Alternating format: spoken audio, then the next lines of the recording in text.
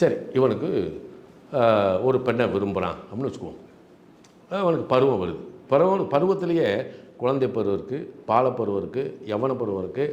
அதுக்கடுத்து ஒவ்வொரு பருவமும் நம்ம வயசான இது வந்து 12 வருஷத்தை பிரிக்கணும். 12 வருஷமாக பிரிக்கணும். குரு ஒரு இடத்துலேருந்து அடுத்து இந்த இடத்துக்கு வரும்போது ஒரு 12. அப்போ 12 வயசு. 12 வயசில் ஒரு பையன் பெரிய மனுஷன் ஆகிறான், 12 வயசில் ஒரு பிள்ளை பெரிய மனுஷன் ஆகிறான். 24 வயசு. அதுக்குள்ளே வந்து பருவங்கள் வந்துடுது. ஒன்று நல்ல உத்தியோகத்துக்கோ அல்லது எதுக்கோ வந்துடுறான். 24 வயசுக்கு பின்னாடி 36 வயசுக்குள்ளே அவனுக்கு கல்யாணம் முடிஞ்சிடும். இப்படி ஒவ்வொரு ஸ்டேஜையுமே இந்த குரு தான் தீர்மானிக்கிறார். அப்போ இந்த இடத்துல இவன் ஒரு லக்கணத்தில் பிறந்துடுறான்.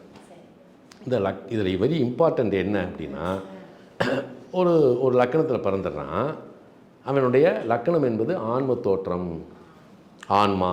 அப்போ இந்த ஆன்மா என்பது எப்படிப்பட்ட விசாலமுடையது, பிரகாசமுடையது, எதையெல்லாம் இது வந்து இந்த உலகத்தில் அனுபவிக்க போகுது அப்படின்றது தீர்மானிக்குது.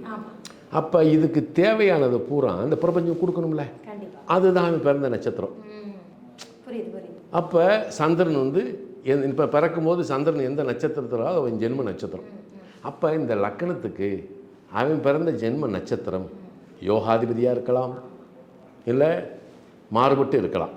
அப்போ அந்த ஜென்ம நட்சத்திரம் இந்த ஜென்ம லக்கணத்துக்கு என்ன ஆதிபத்தியத்தோடு இருந்திருக்கோ அந்த வினைப்பையினுடைய தொடர்ச்சிக்கு தான் விட்டோகர தொட்டோகரையாக அந்த பூமிக்கு வர்றான்.